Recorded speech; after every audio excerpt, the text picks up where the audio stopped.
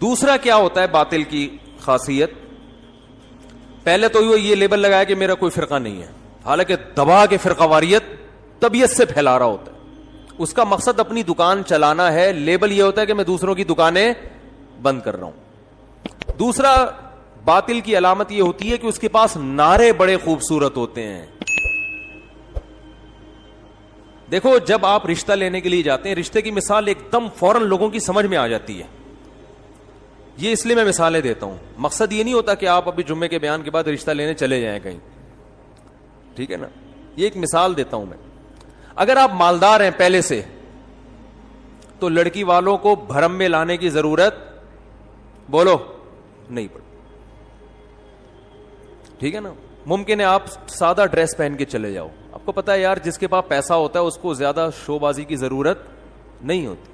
جب لڑکی کے ابا آئیں گے میری شاپ پہ ملاقات کے لیے، پتہ چل جائے گا ان کو، تو سادہ ڈریس پہنو گے آپ، سیدھا سادہ جو نارمل ہوتا ہے.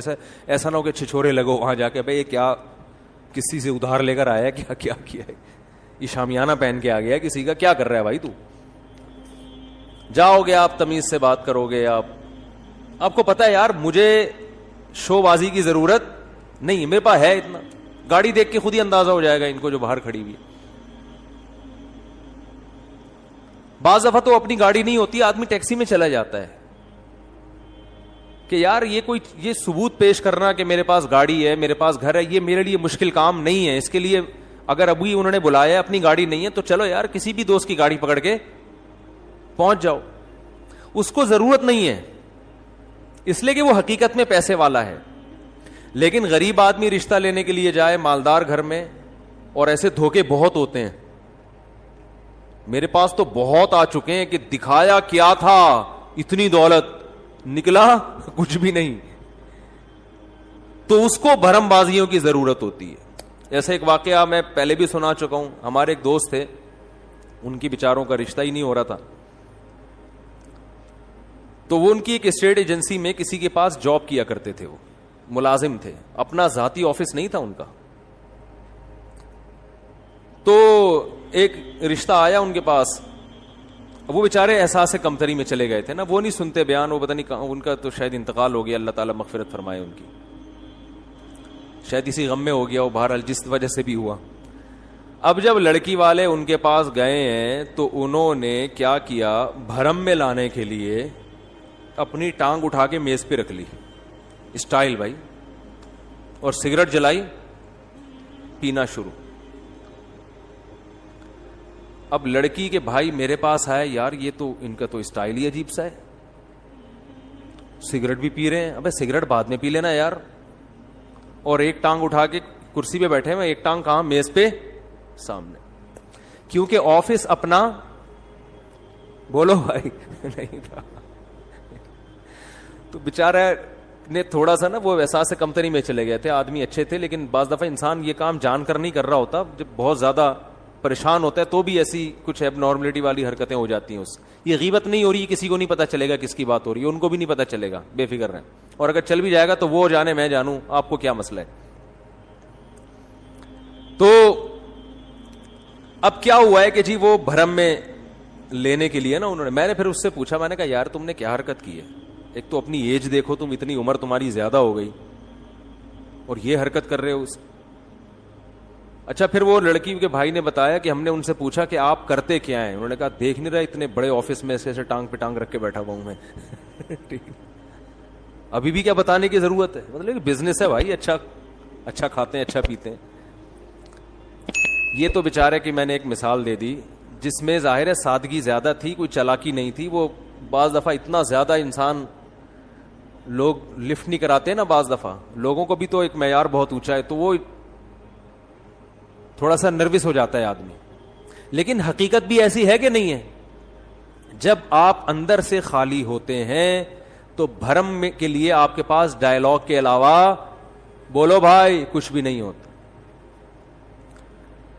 پھر آپ کو کبھی اہل بیت سے محبت، کبھی عشق رسول کا نعرہ، کبھی جو ہے وہ حب صحابہ کا نعرہ، کبھی یہ نعرے کو سہارا لینا پڑتا ہے. اہل بیت سے محبت ہمارے ایمان کا جز ہے، اور یہ نعرہ لگانے میں بھی کوئی حرج بولو نہیں ہے. صحابہ سے محبت ہمارے ایمان کا جز ہے, اور یہ نعرہ لگانے میں بھی کوئی حرج نہیں ہے. عشق مصطفیٰ ہمارے ایمان کا جزو ہے, اور اس کے نعرہ لگانے میں بھی کوئی حرج نہیں ہے. لیکن اگر اس نعرے کے پیچھے, ان تینوں نعروں کے پیچھے مقاصد غلط ہیں, تو اس کا مطلب یہ نعرہ اس لیے لگایا جا رہا ہے کہ آپ اپنے عیبوں پر پردہ ڈالنا چاہتے ہو. اہل بیت سے محبت اہل بیت کی اطاعت کا نام ہے. اطاعت نام کی, حضرت حسین کی پوری داڑھی تھی یا نہیں تھی؟ مجھے یہ بتاؤ, بولو نا بھائی. کتنے لوگ ہیں حضرت حسین کی محبت میں داڑیاں رکھتے ہیں, اہل بیت کی محبت میں؟ حضرت علی کی داڑھی تھی یا نہیں تھی؟ حضرت علی تکبیر اولیٰ سے نماز چھوڑتے تھے؟ مجھے یہ بتاؤ, بولو نا, کیا ہو گیا؟ حضرت علی رضی اللہ تعالی عنہ تہجد گزار تھے یا نہیں تھے؟ نہ تکبیر اولیٰ کبھی فوت ہوئی الا ماشاء اللہ.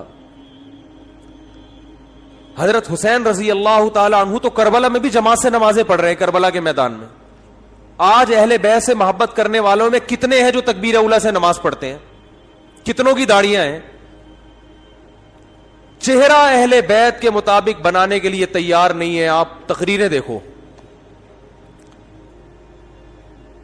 صحابہ سے محبت کے کتنے لوگ دعوے دار ہیں, لیکن کیا صحابہ کو فالو کیا جا رہا ہے؟ صحابہ داڑیاں رکھتے تھے کہ نہیں رکھتے تھے؟ بولو نا بھائی, کیا ہو گیا؟ ربیع الاول صحابہ کے دور میں کئی بار آیا, کیا کسی ایک صحابی نے وہ کچھ کیا جو آج ہو رہا ہے ربیع الاول میں؟ بولو نا بھائی. کسی صحابی نے کوئی کیک کاٹا یا نبی کی برتھ ڈے منائی؟ تو چونکہ فالو نہیں. دیکھو, گھر میں 2 بچے ہوتے ہیں نا, اسی طرح قرآن و حدیث کا لیبل بہت لگایا جا رہا ہے. قرآن, میں صرف قرآن کو مانتا ہوں, میں صرف قرآن کو. منکرین حدیث کیا کہتے ہیں؟ میں صرف قرآن کو مانتا ہوں, صرف قرآن کو مانتا ہوں.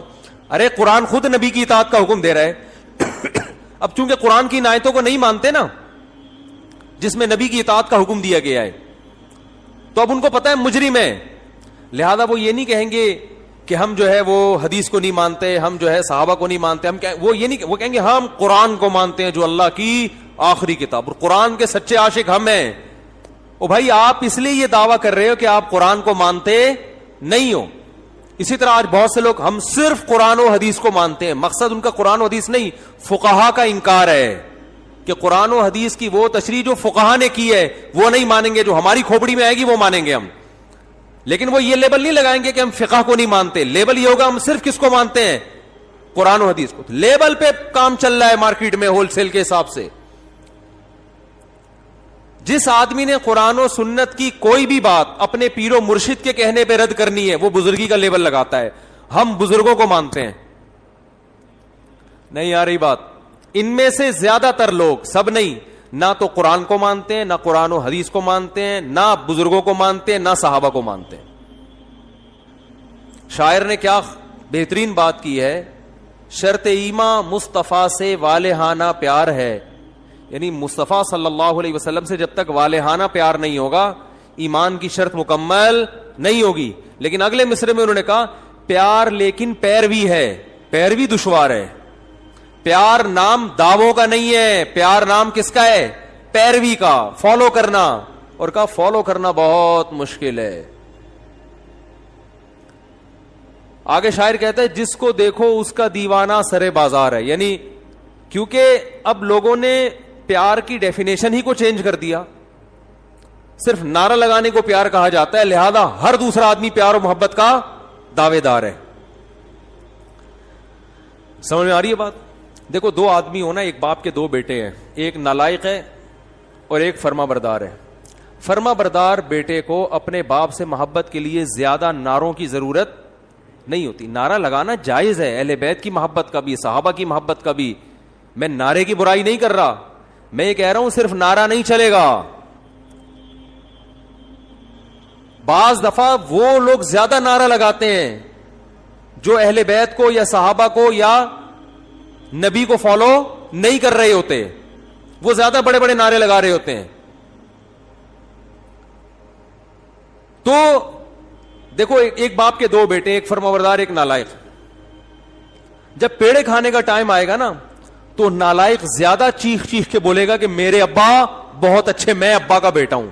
یا وراثت لینے کا جب ٹائم آئے گا, ایسا ہوتا ہے کہ نہیں ہوتا؟ وراثت لینے کے لیے نالائق بیٹا سب سے آگے لائن میں لگا ہوا ہوتا ہے, نادرا کہ وہ دکھا رہا ہوتا ہے بے فارم میں, یہ میرے ابا ہیں. تو بھائی یہ زندگی میں بھی تو آپ کے ابا تھے. چلو زندگی میں خدمت نہیں کی, اب آپ اپنے ابا کے لیے کیا کوئی کنواں وقف کرنا چاہتے ہو وراثت لے کے, یا کیا کرنا چاہتے ہو؟ تو آج نعروں پر مدار ہے, نعروں پر.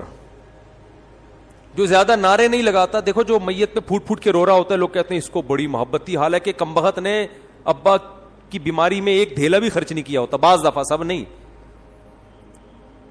بلکہ مارنے والا رو رہا ہوتا ہے سب سے زیادہ. تو جس نے قتل کیا ہوتا ہے نا, جنازے میں سب سے زیادہ, آپ نے دیکھا نہیں ہے کیا؟ ارے ایسے بہت سے واقعات ہیں, جس نے قتل کیا ہے سب سے زیادہ جنازے میں وہی رو رہا ہوتا ہے, تاکہ کسی کو شبہ ہی نہ ہو. اور اسی سے شبہ ہوتا ہے بھئی اتنا کیوں رو رہا ہے, حالانکہ اس کے کچھ لگتے بھی نہیں ہے, یہ اتنا کیوں رو رہا ہے, اس سے شبہ ہوتا ہے. بہت سے لوگوں پہ شبہ ہوا ہے, آپ کو پتہ ہی ہوگا کس کس کی بات ہو رہی ہے. بہت سے لوگ ایسے ہیں جو اتنا روئے ہیں مارنے کے بعد کہ شروع میں تو ہمیں لگا کہ واقعی غم ہوا ہے, پھر ہمیں اندازہ ہوا بھائی یہ مسئلہ, اتنا تو آدمی اپنے باپ کے جنازے میں نہیں رو رہا ہوتا ہے یار. تو یہ ایک طریقہ ہے کہ اپنے جرم کو مٹانے کے لیے. تو میں ربیع الاول کے حوالے سے بات کرتا ہوں میرے بھائی. جیسے یہود و نصارہ میں بہت سے لوگوں نے اپنے جو علماء تھے, انہوں نے جو مذہبی رہنما تھے, مقتدا تھے, تحریف ہمیشہ انہوں نے کی ہے. تحریف غیر نہیں کرتا, اپنے کرتے ہیں, اندر کے لوگ کرتے ہیں. گھر میں لڑائی اندر کے لوگوں سے ہوتی ہے نا, باہر والا تو گھر میں گھستا ہی نہیں, اس کو کیا پتا کیا ہو رہا ہے ان کے گھر میں. تو میں اب ربیع الاول کے حوالے سے کچھ باتیں آپ کی خدمت میں پیش کروں گا, اور میں ان پہ اپنے جو بھی قرآن و سنت کے دلائل ہیں وہ آپ کے سامنے رکھوں گا. کسی کی سمجھ میں آ جائیں ٹھیک ہے, نہیں آئے تو بھائی قیامت میں وہ خود اللہ کے سامنے جواب دے. آپ کہہ دیتے نا اللہ ہمارے پاس ان کے مفتی صاحب کے دلائل تھے, ان کے جوابات تھے, یہ جوابات ہیں, یہ پیش خدمت ہیں. اللہ مان لے تو ٹھیک ہے, نہیں مانے تو میرے بھائی یا تو میرے چترول لگیں گے یا آپ کے لگیں گے, دونوں میں سے ایک. یا تو میں غلط بول رہا ہوں, یا آپ اگر ان دلائل کو نہیں مان رہے تو آپ غلط. سمجھ میں آ رہی ہے بات؟ تو اپنے مذہبی رہنماؤں کو مت دیکھو. دیکھو ہم جو کہتے ہیں نا کہ قرآن و سنت سمجھو علماء سے, تو آپ کہتے ہیں ایک طرف آپ کہتے ہیں خود نہ سمجھو, علماء سے سمجھو. جب لوگ مولویوں کی پیروی کر رہے ہیں علماء کی, تو آپ کہہ رہے ہیں خود سمجھو. تو قرآن میں دو قسم کے مسائل ہیں. جو فقہی احکام ہے نا, باریکیوں میں جاؤ گے وہ تو آپ کو علماء سے سیکھنے پڑیں گے نا, لیکن جو بیسک عقائد کی باتیں ہیں, جن کا غیر مسلموں سے بھی تعلق ہے, اسلام کی بنیادیں ہیں, یہ چیزیں تو ڈائریکٹ قرآن و حدیث آپ کو بتائیں گے. فقہی احکام میں جب باریکیوں میں آپ جائیں گے تو پھر اس میں علماء کا اختلاف ہوتا ہے, اس میں بہت لمبی لمبی بحثیں ہوتی ہیں. اس میں قرآن نے ہمیں علماء کو فالو کرنے کا حکم دیا ہے. وہ ابھی چونکہ ٹاپک نہیں ہے لہذا میں ان آیتوں کی طرف نہیں آتا.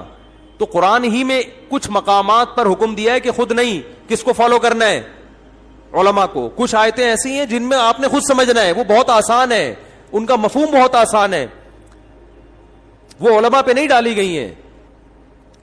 بلکہ علماء کو ان پہ پرکھا جائے گا کہ یہ اس کے مطابق ہیں یا نہیں. اب دیکھو کوئی عالم نماز کا انکار کر دے کہ 5 نہیں اسلام میں 4 نمازیں ہیں, اب آپ نے عالم کو تھوڑی فالو کرنا ہے, بلکہ آپ نے قرآن و سنت کے سانچے میں اس عالم کو ڈھالنا ہے کہ یہ خود اس سانچے میں پورا نہیں اترتا, کیونکہ 5 نمازیں تو امت کا اجماعی عقیدہ ہے. اب میں آپ سے ایک سوال پوچھتا ہوں, مجھے ایک بات بتاؤ میرے بھائی, ربیع الاول اگر 12 ربیع الاول عید کا دن ہے تو یہ سیلیبریٹ کرنے کا دن ہوا ہے بھائی؟ بولو نا بھائی, جیسے کہ لوگ کرتے ہیں, مبارکبادیں دیتے ہیں. ہم یہ دیکھتے ہیں, پہلی دلیل, صحابہ کرام میں ایک موضوع من گھڑت روایت بھی نہیں ملتی کہ 12 ربیع الاول یا نبی کی پیدائش کے دن کو کسی صحابی نے سیلیبریٹ کیا ہو. آپ کہہ سکتے ہیں کہ 14 اگست کو بھی تو ہم سیلیبریٹ کرتے ہیں. یاد رکھو 14 اگست کا مذہب سے براہ راست تعلق بولو نہیں ہے. اس کا مذہب سے تعلق نہیں ہے. جبکہ نبی کا دن منانے کا تعلق کس سے ہے؟ مذہب سے. اس کے لیے مذہب سے ثبوت چاہیے.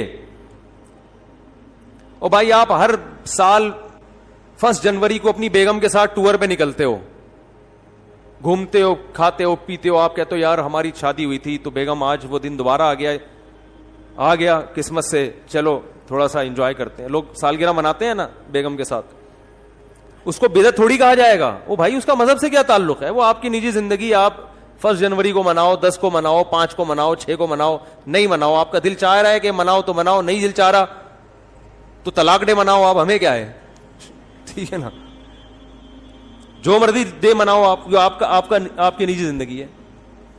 دن منانے پر گورنمنٹ کی طرف سے بھی کوئی پابندی نہیں, اللہ کی طرف سے بھی کوئی پابندی نہیں. برتھ ڈے کے مخالفت اس لیے کرتے ہیں کہ ہے یہ حماقت, کہ آپ کی زندگی میں 1 سال کم ہو گیا, آپ خوشی منا رہے ہو. حماقت کا فتویٰ لگا رہے ہیں, بدعت کا فتویٰ نہیں لگاتے برتھ ڈے پر. ارے بعض کام بذات خود صحیح ہوتے ہیں, لیکن وہ جس جذبے سے کیے جا رہے ہوتے ہیں وہ جذبہ کا تکی نہیں بنتا نا وہاں پہ, اس لیے کہا جاتا ہے غلط رسم ہے. تو برتھ ڈے تو بالکل ہی کامن سینس کے خلاف ہے. شادی بیاہ میں یہ ہوتا ہے کہ آپ کی فار ایگزامپل 1 جنوری کو شادی ہوئی, دوبارہ وہ آ گئی تو بھی کھوپڑی میں آنے والی چیز تو یہ بھی نہیں ہے. سال ہو گیا تو کیا ہو گیا, کون سا تمیز سے گزرا ہے جو آپ جو ہے نا منا رہے ہو. لیکن اگر کوئی منا رہے نہیں جی بیگم آج ہم اچھا کھائیں گے, آج ہم جائیں گے گھومنے پھرنے, تو چلو یار آپ کی بیگم ہے, آپ دونوں لائف کو انجوائے کرو, ہم کیوں کباب میں ہڈی بنے بھائی.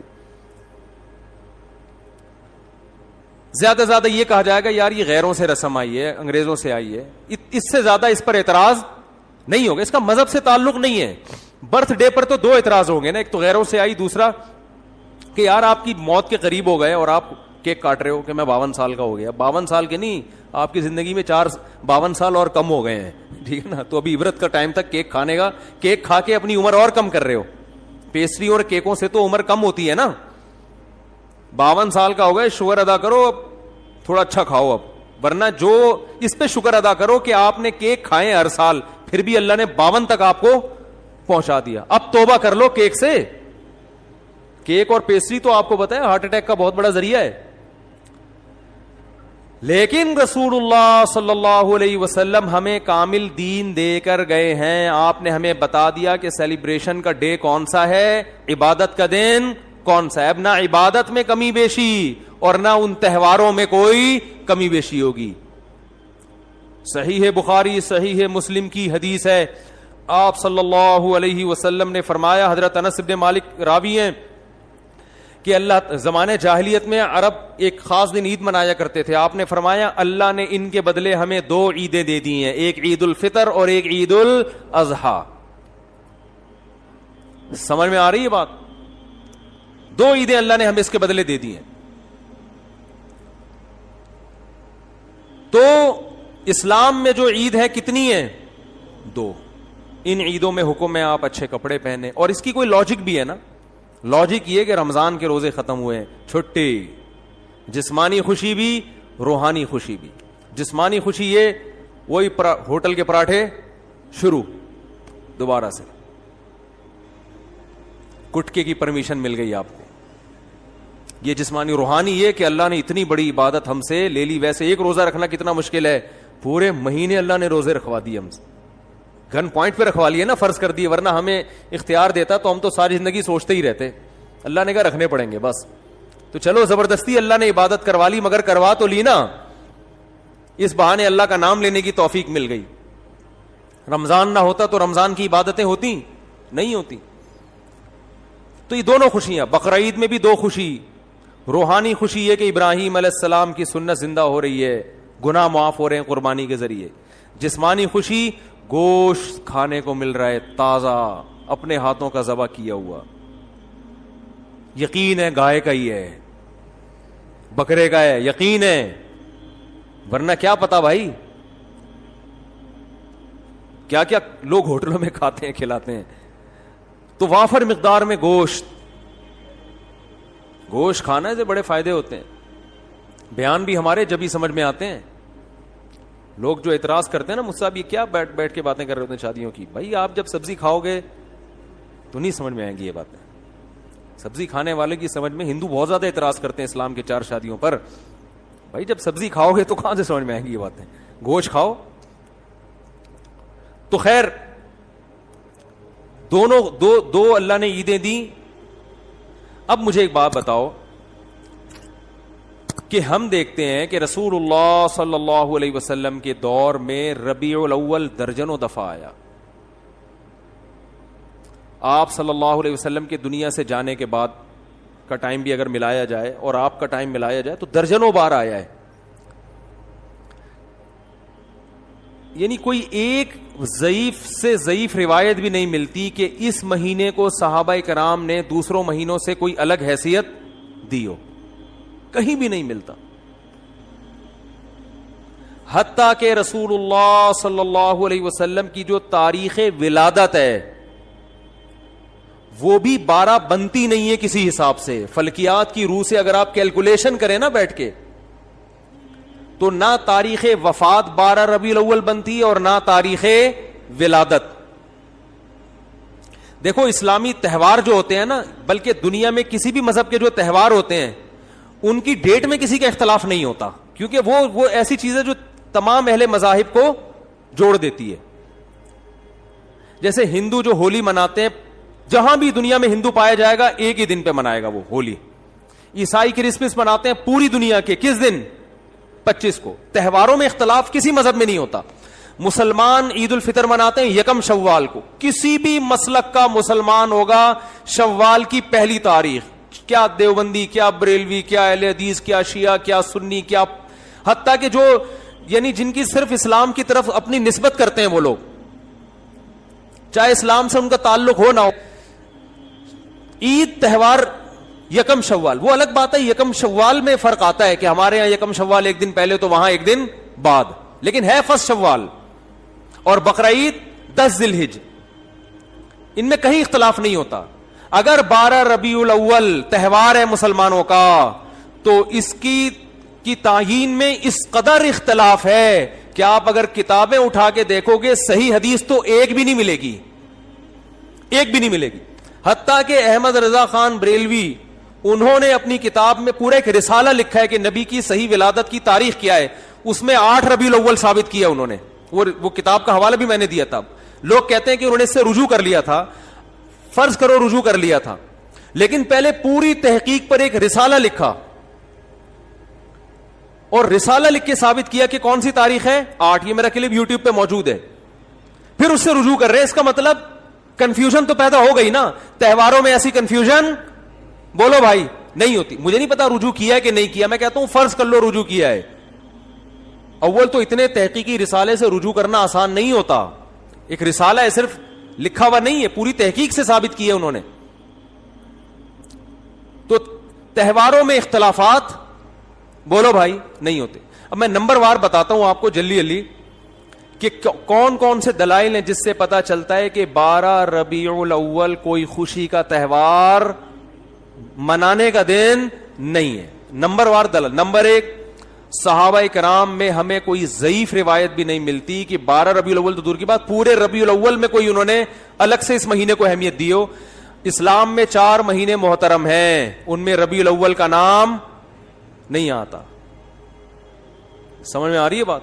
اشہر حرم ہے نا 4 مہینے محترم, ان میں ربیع الاول بولو بھائی نہیں ہے. حالانکہ نبی صلی اللہ علیہ وسلم اگر اس مہینے کو الگ سے اہمیت دیتے تو آپ صلی اللہ علیہ وسلم ان 4 محترم مہینوں میں جن میں قتال ناجائز تھا ان میں ربیع الاول کو سب سے پہلے رکھتے آپ. یہ دوسری دلیل مستقل ہو گئی ہے کہ اسلام میں جب 4 مہینوں کو محترم قرار دیا گیا تو اس میں ربیع الاول کا بولو نا نہیں ہے. تو پہلی دلیل, نبی صلی اللہ علیہ وسلم نے اپنے دور میں کبھی بھی نہیں منایا, کوئی ایک ضعیف حدیث بھی نہیں ملتی. لوگ کہتے ہیں پیر کا روزہ رکھا ہے, میں اس طرف آ رہا ہوں ابھی. نمبر 2, صحابہ کرام نے خلفائے راشدین کے دور میں کوئی ایک جھنڈی کیا ایک تنکے کا بھی ثبوت نہیں ملتا کہ الگ سے اس مہینے کو کوئی پروٹوکول دیا ہو. نمبر 3, اسلام میں 4 مہینے محترم قرار دیے گئے, ان میں ربیع الاول کا تذکرہ بولو نہیں ہے. نمبر 4 کہ اسلام میں 2 عیدیں تو بڑی ہیں اور ایک عید ہے جمعے کی جو چھوٹی عید کہلاتی ہے. اس کا بھی عید کے ساتھ لک ہے نا. ایک روایت میں اس کو عید قرار دیا گیا ہے, اور اس میں عید کے کچھ احکامات بھی ہیں, صرف زبانی کلامی قرار نہیں دیا گیا بلکہ عید کے, بولو بھائی, کچھ احکامات بھی ہیں. جب کہ مسجد آتے ہیں نا تو جمعے کے دن بھی نہا دھو کے, عید کے دن بھی اجتماع ہوتا ہے, جمعے کے دن بھی اجتماع ہوتا ہے, عید کے دن بھی 2 رکعتیں ہوتی ہیں, جمعے کے دن بھی 2 رکعتیں, عید کے دن بھی خطبہ ہوتا ہے, جمعے کے دن بھی خطبہ ہوتا ہے. تو یہ ساری مشابہتیں کس کے ساتھ ہیں؟ عید بھی جمہور علماء کے نزدیک صرف شہر میں جائز ہے, عید بقرعید کی نماز گاؤں میں دیہاتوں میں جائز نہیں ہے. جمعہ بھی انہی جمہور علماء کے نزدیک صرف شہر میں جائز ہے, گاؤں دیہاتوں میں جمعہ جائز نہیں ہے. تو سارا لک آ رہا ہے کہ نہیں آ رہا, اور اس کو عید قرار. اور ایک مزید مشابہت کہ نبی صلی اللہ علیہ وسلم نے فرمایا کہ جمعے کے دن کو روزے کے ساتھ خاص مت کرو. جائز ہے روزہ رکھنا, لیکن اسپیشل اس کی کوئی فضیلت نہیں ہے. پہلے سے رکھتا آ رہا ہے کوئی کنٹینیو تو ٹھیک ہے, الگ سے یہ کہنا کہ آج جمعے کا دن ہے, بڑا دن ہے تو میں روزہ رکھوں گا, یہ ٹھیک نہیں ہے. کیوں؟ عید کے دن روزہ نہیں ہوتا نا, تو اب بڑی عید تو نہیں ہے, لہذا روزے کو مکروہ قرار دیا گیا. اب مجھے ایک بات بتاؤ, سب سے پہلے جو قوم آئی وہ یہودی تھے نا, ان کے لیے جو بڑا دن تھا گویا مجازی عید تھا, وہ ہفتے کا دن تھا یا نہیں؟ آج بھی یہودی ہفتہ مناتے ہیں, ان کی مجازی عید کون سی تھی؟ ہفتہ. اس کے بعد آئے عیسائیوں کے لیے کون سا دن ہوا؟ اتوار. اس کے بعد آئے مسلمان, تو کون سا ہونا چاہیے تھا؟ پیر کا دن نبی کی ولادت کا دن بھی ہے, اس بات کے زیادہ لائق تھا کہ یہ بڑا دن بنا دیا جاتا, اور اس بات کے لیے بھی کہ وہ ہفتہ اتوار پھر ہم اس کے بعد پیر, لیکن ریورس گیئر لگا دیا اسلام نے. نا نا نا نا نا نا, پیر کا دن نہیں بنے گا تمہارے لیے. بہت مشکل ہے بات سمجھانا, بہت مشکل. ماموں کو سمجھانا, بولو بھائی, بہت مشکل. ماموں بنانا آسان ہے, ماموں کو سمجھانا مشکل. تو اسلام نے پیر کے دن کو پروٹوکول, حالانکہ بنتا بھی تھا اور قیاس کا تقاضا بھی تھا کہ وہ ان کا جمعہ ہے, ان کا ہفتہ ہے, ان کا اتوار ہے, تو ہمارا پیر ہونا چاہیے, ریورس. ورنہ بدعتیوں کو موقع مل جاتا کہ اسلام میں بڑا دن اس لیے ہے پیر, اس لیے کہ اس میں نبی کی ولادت, وہ سیلیبریٹ کرتے, اس کو مناتے, اور انہی بے اعتدالیوں کا شکار ہوتے جس کے یہود و نصارہ شکار ہوئے ہیں, کیونکہ وہ دیکھ لیا تھا اسلام نے کہ وہ یوم ولادت پہ کیا کرتے ہیں. یہ فلسفہ ختم کر دیا اسلام نے. کتنے دلائل ہو گئے ہیں؟ 3 ہو گئے, 4 ہو گئے, جتنے بھی ہو گئے بعد میں لکھ لینا اس کو. ہمیں آم کھانے سے مطلب ہے پیڑ گننے سے. بعض لوگ کہتے ہیں رسول اللہ صلی اللہ علیہ وسلم نے بھی اپنا یوم ولادت منایا ہے, اور آپ صلی اللہ علیہ وسلم پیر اور جمعرات کا روزہ رکھتے تھے. کسی نے پوچھا آپ پیر کا روزہ کیوں رکھتے ہیں؟ آپ نے فرمایا میرا یوم ولادت ہے. پہلی بات یہ کہ اس سے تو پیر کا دن منانا ثابت ہوا, 12 ربیع الاول کا روزہ تو پھر بھی ثابت نہیں ہوتا نا. 12 تاریخ کو تو آپ نے کہیں بھی نہیں ملتا, بلکہ اسی حدیث سے اگر آپ دلیل پکڑتے ہیں تو اسی حدیث سے تو ثابت ہوتا ہے کہ پھر پیر کو مناؤ. 12 ربیع الاول کو پھر بھی منانا ثابت نہیں ہوتا, کہیں بھی نہیں ہے کہ 12 تاریخ کو نبی نے روزہ رکھا ہو. دوسری بات کہ پیر کو آپ صلی اللہ علیہ وسلم نے روزہ رکھا تو اس میں آپ نے اس کے تہوار ہونے کی اور نفی کر دی ہے, کیونکہ روزہ اور تہوار جمع نہیں ہوتے. روزہ رکھ کے آپ نے بتا دیا کہ اس دن کو سیلیبریٹ کرنے کا کہ تصور کو میں جڑ سے ختم کر رہا ہوں. عید الفطر کے دن روزہ ہوتا ہے. دیکھو پیر کا دن اس بات کے بھی امکان تھا کہ تہوار بھی ہو سکتا ہے اور نہیں بھی ہو سکتا. ہمیں دوسرے دلائل سے پتا چلا کہ یہ تہوار نہیں ہے, لیکن نبی صلی اللہ علیہ وسلم نے ان دلائل پر مہر لگا دی روزہ رکھ کے. کیا کر دیا بھائی؟ مہر لگا دی کہ اس میں سیلیبریشن کا جو تصور ہے نا وہ کھرچ کے ختم کر دیا جائے. کسی بھی دن کو روزہ رکھ کے منایا نہیں جا سکتا. خوشیاں ہمیشہ کھا پی کے منائی جاتی ہیں, بھوکا رہ کے نہیں منائی جاتی. کھانے پینے کے دن ہوتے ہیں خوشی کے دن. میں اس کی بہت سی مثالیں دیتا ہوں. آپ کا بیٹا پاس ہو گیا 6 نمبروں سے اتفاق سے, کراچی میں ہے تو ظاہر ہے پھروں سے پاس ہوا ہوگا. لیکن اس سے غرض نہیں, پاس ہو گیا, 6 نمبر آ گئے اس کے. لوگ کہتے ہیں بہت خوشی ہوئی جی آپ کا بیٹا پاس ہو گیا, کچھ مٹھائی تو ہونی چاہیے. آپ کہتے ہیں ٹھیک ہے, خوشی میں کل صبح کا ناشتہ گول, نہ آپ نے صبح کا ناشتہ کرنا ہے نہ میں نے, بھوکا رہ کے سیلیبریٹ کریں گے, خوشی منائیں گے. کبھی ایسا دیکھا آپ نے؟ کیا ہو گیا بھائی؟ آپ کہہ سکتے ہو شکرانے میں تو لوگ روزے رکھتے ہیں, تو شکرانے میں روزہ رکھنا وہ تو ایک عبادت ہے نا, ہم تو سیلیبریشن کی بات کر رہے ہیں. شکرانے میں روزہ اس لیے کہ اپنے آپ کو تھکایا جاتا ہے, تو وہ تو ایک عبادت ہے نا روزہ, تو اس میں تو اپنے آپ کو تھکائیں گے آپ. خوشی منانا میں کھانا پینا کے بغیر خوشی نہیں منائی جاتی. خوشی میں کھانا پینا لازمی عنصر ہے. دنیا کے ہر مذہب میں, دنیا میں کوئی ایسا مذہب نہیں ہے جو خوشی بھوکا رہ کے مناتا ہو. دیکھو نبی صلی اللہ علیہ وسلم نے فرمایا للصائم فرحتان, روزے دار کے لیے 2 خوشیاں ہیں, فرحتیں ہیں. ایک جب جنت میں اجر ملے گا, اور ایک جب افطاری کے لیے بیٹھتا ہے وہ. تو روزے دار کو بھی خوشی روزہ رکھ کے نہیں ہوتی, روزہ کھا کے ہوتی ہے. تو کیا مطلب؟ نبی نے بتایا کہ صبح سے شام تک جو تم خوشی لیس زندگی تم نے گزاری ہے نا روزے کی حالت میں, اس میں خوشی بالکل بھی نہیں تھی, فرحت نہیں تھی. تو 2 فرحتیں تمہیں ملیں گی, ایک دنیا سے جانے کے بعد اور ایک دنیا میں. جو دنیا میں جو روزے کی فرحت ہے وہ روزے کے دوران نہیں ملے گی, وہ جب پکوڑے کھانے کے لیے افطاری پہ بیٹھو, پھوڑو گے طبیعت سے. وہ بھوک میں آپ کو پکوڑوں کا مزہ کتنا ٹائٹ ہے کہ نہیں ہے. پکوڑے کے خلاف جتنی مرضی تقریریں کرو, لیکن روزہ رکھ کے جو پکوڑا اور چٹنی کا مزہ ہے نا وہ کسی چیز میں نہیں. تو نبی نے کیا فرمایا روزے دار کے لیے؟ مشہور حدیث ہے, روزے دار کے لیے 2 خوشیاں. تو یہ نہیں فرمایا روزے دار صبح سے لے کر مغرب تک بہت خوشی خوشی زندگی گزار رہا ہوتا ہے, ایک دم ٹینشن میں آ جاتا ہے دسترخوان دیکھ. تو روزے دار کو بھی خوشی کس وقت ملتی ہے بھائی؟ جب وہ کھانے کے لیے دسترخوان پہ بیٹھتے. انسانی نیچر ہے, بھوکا رہ کے خوشی نہیں ہوتی. میں جس دن روزہ رکھ کے یہاں بیٹھتا ہوں نا بیان کرنے, تو مجھ سے نہیں ہو رہا ہوتا, عجیب سب پھیکا پھیکا منہ, غصہ آ رہا ہوتا ہے مجھے لگتا ہے کہ پھر میں کہتا ہوں یار جس دن بیان ہو اس دن روزہ نہ رکھے آدمی, اس کی سزا پھر عوام بھگتتی ہے. تو روزے میں ہوتا ہے انسان نہیں, ٹینشن ہوتی ہے تھوڑی سی اس کو, وہ راحت نہیں ہوتی, نہ چہرے پہ نہ خوشی ہوتی ہے, تو ٹینشن ہے نا, تبھی تو عبادت ہے. تو آپ کی جناب شادی ہوئی, لوگ کہہ رہے ہیں ماشاءاللہ ماشاءاللہ بھائی مبارک ہو, کچھ تو ہو جائے. تو آپ خوشی میں ولیمہ کھلاتے ہو, کیونکہ نبی نے بھی کیا کیا تھا؟ کھانا کھلایا تھا. روزہ رکھ کے نکاح کو سیلیبریٹ نہیں کیا. آپ نے یہ نہیں کہا کہ آج میرا نکاح ہوا ہے تو میرا بھی کل روزہ اور تمام صحابہ کا کل روزہ, ایسا نہیں. صحابہ عرض کرتے یا رسول اللہ آپ کا نکاح ہوا ہے, روزے تو ہم رکھتے ہیں لیکن یہ تو روزے کا موقع نہیں, یہ تو خوشی کا موقع ہے, اس میں تو کھانا کھلانا ہے. یہاں تک کہ نبی نے سفر میں نکاح کیا تو سفر میں آپ کے پاس ولیمے کے اسباب نہیں تھے, تو آپ نے صحابہ سے فرمایا, رخصتی ہوئی, اگلے دن آپ نے صحابہ سے فرمایا کہ جس کے پاس کوئی کھانے کی اچھی چیز ہے دسترخوان پہ لے آؤ, سب مل کے کھائیں گے.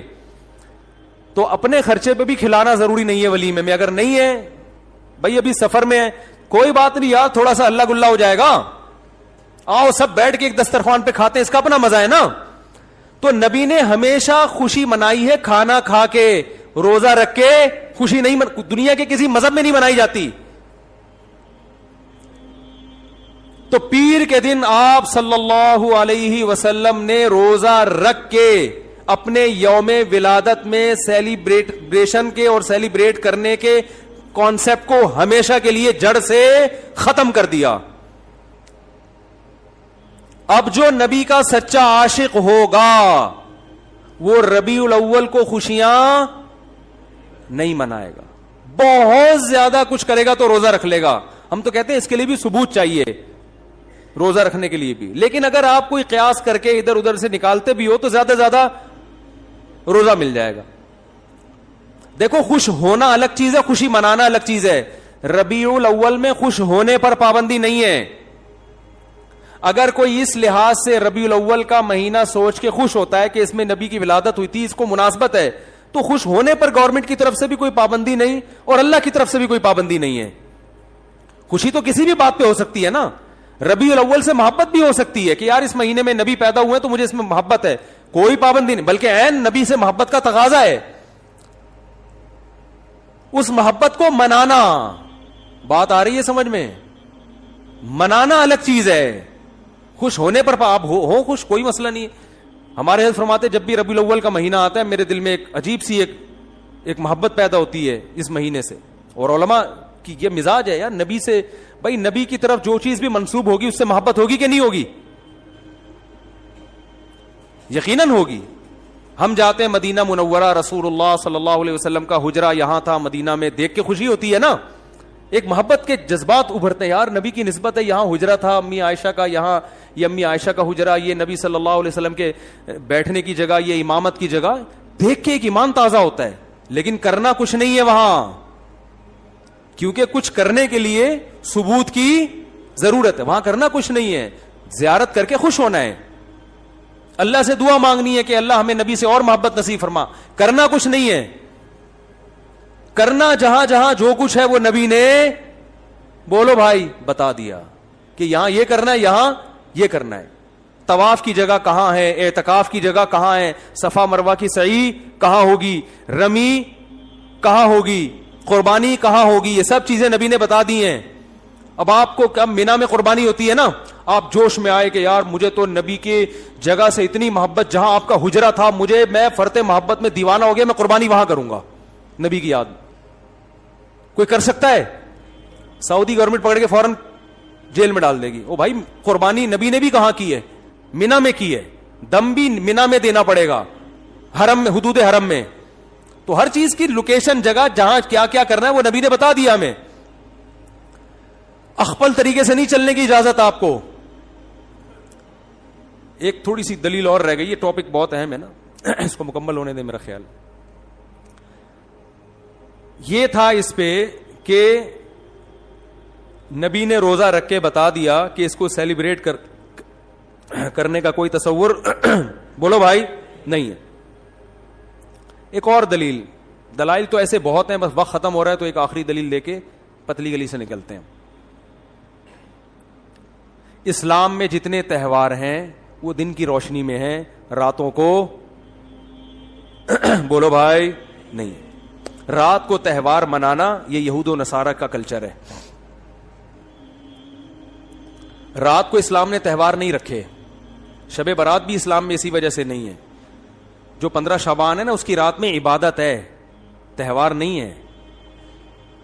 سمجھ رہے ہو؟ راتیں عبادت کے لیے، تہواروں کے لیے نہیں ہے، سونے کے لیے اور عبادت کے لیے. عیسائی کرسمس کب مناتے ہیں؟ رات کو. ہندو دن میں ہولی مناتے ہیں، مگر ان کی جو رسومات کا بہت زیادہ حصہ رات کے وقت بھی ادا ہوتا ہے. رات کو اسلام نے تہوار اس لیے نہیں رکھے کہ رات میں انسان کی توجہ گناہوں کی طرف جانے کا خطرہ زیادہ ہوتا ہے. اور شاعر اسلام دن کی روشنی میں ادا کیے جاتے ہیں. شاعر اسلام کیونکہ وہ اسلام کی ایک معرفت کا ذریعہ ہیں. تو اس زمانے میں تو لوگ راتوں کو سو جایا کرتے تھے نا، جبکہ ربیع الاول دن میں زیادہ منایا جاتا ہے یا رات میں؟ رات میں، کیونکہ چراغاں کرنا ہے اور چراغاں دن میں ہوتا ہی نہیں. تو اسلام میں جتنے تہوار ہیں کب ہیں؟ دن کی روشنی میں. تو پتہ چلا اسلام کے تہواروں میں چراغاں ہے ہی نہیں. صحیح ہے نا؟ کیونکہ دن میں تو لائٹیں نظر نہیں آئیں گی. اب مجبور ہیں رات کو ربیع الاول منانے پر، کیونکہ چراغاں کب ہوتا ہے؟ رات. اور رات کو اسلام میں تہوار، ارے بول لو نا، نہیں ہوتا. اسلامی تہوار دن میں ہوتے ہیں، رات سونے کے لیے اور عبادت کے لیے. چھپ کے اللہ اللہ کرو بیٹھ کے بس گھر میں، پتلی گلی سے نکل لو. تو یہ بھی خود ایک اس بات کی دلیل ہے کہ یہ تہوار جس طریقے سے منایا جا رہا ہے وہ اسلام کے مزاج کے بھی کیا ہے؟ بالکل اپوزٹ ہے، بالکل اگینسٹ ہے. اسلام کا مزاج بھی اس کو قبول نہیں کرتا. تو اللہ کرے یہ باتیں سمجھ میں آ جائیں اور سنت کو فالو کرنا شروع کر دیں. باقی نبی کی یاد میں نعتیں پڑھنا بہت اچھی بات ہے، اس سے کون منع کرتا ہے. سیرت کا جلسہ کرنا بھی جائز ہے. آپ صلی اللہ علیہ وسلم کی سیرت کو بیان کرنے کے لیے وہ 2-4 تمبو لگا دے، جلسہ کر لے، کوئی حرج نہیں ہے. کبھی بھی کیا جا سکتا ہے، ربیع الاول میں بھی کیا جا سکتا ہے. سیرت پر بیان کرنے میں بھی کوئی پابندی، بلکہ عین عبادت ہے سیرت پر بیان کرنا. کسی بھی مہینے میں ہو سکتی ہے، ربیع الاول میں بھی ہو سکتی ہے. بات یہ ہو رہی ہے کہ جو کچھ آج کل بدماشیاں ہو رہی ہیں، جو کچھ ہو رہی ہیں، ایک شور شرابہ بھونپو لے کے لوگوں کے کا سکون برباد کر دینا، پھر جو جلسوں میں اتنی آوازوں کے ساتھ کان بج رہے ہوتے ہیں لوگوں کے، اور پھر جو روڈ بلاک کیے جاتے ہیں، بڑے بڑے جلوس نکالے جاتے ہیں، یہاں سے جلوس نکل کے یہاں ختم ہوگا. بھائی یہ تو آپ وہی کام کر رہے ہو جو شیعہ حضرات کرتے ہیں. شیعہ کا مسئلہ کہ ان کو کرنے دو بھائی، ان کے ہاں دلائل کچھ اور ہیں، وہ کسی اور چیز کو فوکس کرتے ہیں. ہمارے ہاں اصول کی کتابیں کچھ اور ہیں، تو آپ اپنی کتابوں پہ چلو نا، ان کی کتابوں پہ کیوں چل رہے ہو؟ مفتی رفیع عثمانی صاحب نے فرمایا تھا نا، اپنے مسلک کو چھوڑو نہیں، دوسرے کو چھیڑو. وہ جو کر رہے کرنے دو ان کو، وہ ان پہ سوٹ کرتا ہے. آپ اہل سنت والجماعت ہو، سنت کا مطلب حدیث، جماعت کا مطلب صحابہ، تو یا تو حدیث دکھاؤ یا صحابہ کا عمل دکھاؤ. اہل سنت والجماعت کا مطلب سنت، اور دیکھو قرآن کو تو سب مانتے ہیں نا، کچھ لوگ سنت کو نہیں مانتے اور کچھ سنت کو مانتے ہیں مگر صحابہ کو نہیں مانتے. تو اس لیے یہ لقب اہل حق کو دیا گیا. جو جنتی فرقہ ہوگا وہ اہل سنت والجماعت ہوگا، یعنی وہ حدیث کو بھی مانتا ہے اور صحابہ کی جماعت کو بھی مانتا ہے. تو یا تو بھائی کوئی صحیح حدیث دکھاؤ، یا صحابہ کا عمل دکھاؤ، یا فقہا سے دکھا دو جو قرآن و سنت ہی بیان کرتے ہیں. امام حنیفہ نے کہیں فرمایا، امام شافعی نے کہیں فرمایا، امام مالک نے کہیں فرمایا، امام احمد بن حنبل نے فرمایا، کسی نے بھی نہیں فرمایا. تو پھر جن لوگوں کی طرف آپ نسبت کرو انہوں نے فرمایا، انہوں نے بھی فرمایا نہیں ہوتا. کون سا کوئی بیٹھ کے جا کے کتاب دیکھ رہا ہوتا ہے کہ وہ ایک چھوٹا سا چٹکلا سنا دوں بس جلدی سے بات ختم. پھر وہ ایک صاحب تبلیغ میں گئے، سچا واقعہ بتا رہے ہیں کہ میں ایک آدمی کو دیکھا بیان کر رہا ہے، بیان کے دوران کہہ رہے ہیں فرمایا کہ جو آدمی نماز نہیں پڑھتا ایسے جیسے زنا کرتا ہے. فرمایا کہ جو آدمی نماز نہیں پڑھتا ایسے جیسے سود کھاتا ہے. فرمایا کہ جو آدمی نماز نہیں پڑھتا ایسے ہے جیسے چوری کرتا ہے. اب یہ صاحب کہہ رہے ہیں یار یہ حدیثیں تو میں نے کبھی زندگی میں سنی نہیں. فرمایا یہ بھی فرمایا نبی نے کیا کیا، یہ تو پہلی دفعہ سن رہا ہوں، اور کسی عالم سے نہیں عامی آدمی سے. کہہ رہے میں نے اس کو پکڑ لیا. میں نے کہا یار یہ کس نے فرمایا؟ کہہ رہے ہم نے فرمایا. کس نے فرمایا؟ وہ پھر بھی نیک آدمی تھا، اس نے نبی کی طرف نسبت نہیں کی، صرف فرمایا بولا، پھر بھی نیک تھا. ہمارے ہاں تو بزرگوں کی طرف جھوٹی نسبت، حدیث کی طرف جھوٹی نسبت. تو وہی حال ہے میرے بھائی، ایک جھوٹ کا پلندہ ہے جو ہول سیل کے حساب سے. ایک اور دلیل ذہن میں آئی ہے بیٹھے بیٹھے کہ جو بھی مسلمانوں کی کسی بھی قوم کے تہوار ہوتے ہیں نا، ان میں ایک بہت بڑی دلیل یہ ہوتی ہے کہ پوری قوم مناتی ہے. وہ کیا کرتی ہے؟ پوری قوم مناتی ہے. جیسے 25 دسمبر کو چاہے کتنا بھی لبرل عیسائی ہوگا نا، وہ بھی چھٹی لے کے چلا جائے گا، وہ بھی کچھ نہ کچھ منائے گا، چاہے وہ مذہب کو بالکل نہیں مانتا. جیسے ہمارے ہاں عید الفطر میں چاہے مذہب کو نہیں بھی ماننے والے پھر بھی عید کو منا ہی لیتے ہیں نا. دیکھو فنکار اداکار کتنا عید مناتے ہیں، حالانکہ مذہب میں عام طور پہ یہ پیچھے ہوتے ہیں. تو سب کسی نہ کسی درجے میں عید منا لیتے ہیں. یار انگلی کٹا کے شہیدوں میں نام لکھوا لو، یہ تو آج ہمارا مشترکہ تہوار ہے، بقرعید بھی عید بھی. لیکن ربیع الاول جس طرح سے منائی جاتی ہے، 12 ربیع الاول، آپ کو ایک گلی پہلے تو ملکوں میں دیکھ لو. ایک منٹ رفیع بھائی، آج تھوڑا سا فارم میں آیا وہ، آپ ملکوں کو دیکھ لو. یہ دلائل پھر کٹ کے پھر مزہ نہیں آئے گا نا. ابھی جو جس ٹون میں چل رہا ہوں یہ پھر کمپلیٹ ہو جائے گا موضوع. دلائل آتے رہیں گے، بس یہ دلیل ہٹ کے میں ہٹ جاتا ہوں یہ دلیل بیان کر کے. دیکھو پہلے تو ملکوں کو دیکھ لو. سعودی عرب میں جہاں سے اسلام شروع ہوا وہاں نہیں منائی جاتی، پورے ملک میں پتہ ہی نہیں کسی کو. دبئی میں بھی اب صرف چھٹی کی گئی ہے، ورنہ 1400 سال سے کوئی چھٹی وٹی نہیں ہوتی تھی. اب جا کے گورنمنٹ نے سنا ہے کوئی 12 ربیع کو چھٹی کا قانون پاس کی. تو ظاہر ہے جو 1400 سال سے چلا رہا تھا وہ صحیح تھا نا، اب تھوڑی صحیح ہوگا. ایک آدمی نے مجھے کہا سوڈان میں بھی 3 طلاقوں کو ایک کہنے کا قانون پاس ہو گیا ہے. میں نے کہا سوڈان میں اسلام صدیوں پہلے آیا تھا، ایک 1200 سال پہلے. 1200 سال سے تو 3 تھیں، اب جا کے کیا ہو رہی ہیں ایک. یا تو وہ صحیح تھا یا یہ صحیح ہے. تو اب تو ہو رہا ہے چینجنگ، جو صدیوں سے آ رہی ہے وہ اصل ہے نا اسلام. تو آپ دیکھ لو کہ بڑے بڑے اسلامی کنٹری، میں ملیشیا میں 12 ربیع الاول کو رہا ہوں، کوئی ایک جھنڈا بھی مجھے نظر نہیں آیا، کہیں بھی نہیں، نہ کوئی چھٹی، کچھ بھی نہیں ملیشیا میں. اب شاید کر دی ہو تو ایک الگ بات ہے. اور بھی دنیا کے بہت سے ملکوں میں ہمارا جانا ہوا 12 ربیع الاول کو پتہ ہی نہیں, اسلامی کنٹریز میں, ترکی میں نہیں پتہ چلتا. اچھا, پھر جن ملکوں میں ہو رہا ہے وہ زیادہ تر یہ ہیں پاکستان, بنگلہ دیش اور انڈیا, ان میں بھرپور طریقے سے 12 ربیع الاول منائی جاتی. تو ان میں بھی ہر جگہ نہیں ہے, کے پی کے میں نہیں زیادہ تر پتہ چلتا, پشاور میں 12 ربیع الاول کا زیادہ پتہ نہیں چلے گا, کیونکہ 1200 سال پہلے جو اسلام آیا اس میں 12 ربیع الاول نہیں تھی, تو وہ نہیں مناتے اب تک. کہیں کہیں چیدہ وہ ایک آدھ نظر آ جائے گا کہ جھنڈا لگا ہوا ہے, نہیں منائی جاتی. پھر بہت سے شہروں میں پتہ ہی نہیں چلتا, کوئٹہ میں نہیں ہے, بہت کم ہے, نہ ہونے کے برابر. یہ ہے کراچی میں, بلکہ سب سے زیادہ لاہور میں, کراچی میں. پھر جن شہروں میں ہے ان میں بھی پورے شہر میں نہیں ہے. کھارا در میں بھرپور طریقے سے, ڈیفنس میں نہیں ہے. سمجھ میں آ رہی ہے بات؟ کھارا در میں آپ کو لگے گا ایک بالکل ایک نیا دن ہے آج, ڈیفنس جاؤ گے تو کچھ بھی نہیں ہے, حالانکہ وہ بھی مسلمان ہے بھائی. گلشن اقبال میں نہیں ہے. پھر جن علاقوں میں جیسے کھارا در میں یا ناظم آباد میں کہیں منائی جا رہی ہے تو بھی پورے ناظم آباد میں نہیں ہے. ایک گلی جھنڈوں سے بھری ہوئی ہوگی, دوسری گلی میں ایک جھنڈا بھی نہیں لگا ہوا ہوگا. ہماری گلی میں نہیں ہوتا, ایک گھر میں ہوگا دوسرے گھر میں نہیں ہے. پھر جس گلی میں جھنڈے لگے ہوئے اس میں بھی پوری گلی میں نہیں ہے. کچھ گھروں میں جھنڈے لگے ہوئے ہیں, کچھ گھر ویسے ہی سوکھے سوکھے ٹھیک ہے, وہ نارمل لائف کے مطابق نہیں گزار رہے ہیں. تو اس سے بھی پتہ چلتا ہے یہ مسلمانوں کا تہوار نہیں ہے, کیونکہ تہوار ہوتا تو پوری قوم, بولو بھائی, ایک جگہ جمع ہوتی.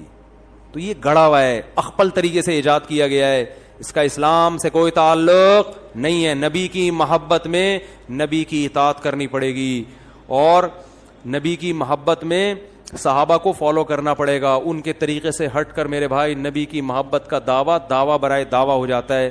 وہ کھوکھلا دعویٰ ہے جو قیامت کے دن قبول نہیں ہوگا, اور اس سے اسلام کا امیج کتنا خراب دنیا میں جاتا ہے. اسلام تو بڑا پیارا مذہب ہے بھائی, کوئی بھی آئے وہ گورا دیکھے گا تو پریکٹیکل مسلم ہے, عملی طور پر کرنا پڑتا ہے ان کے یہاں کچھ.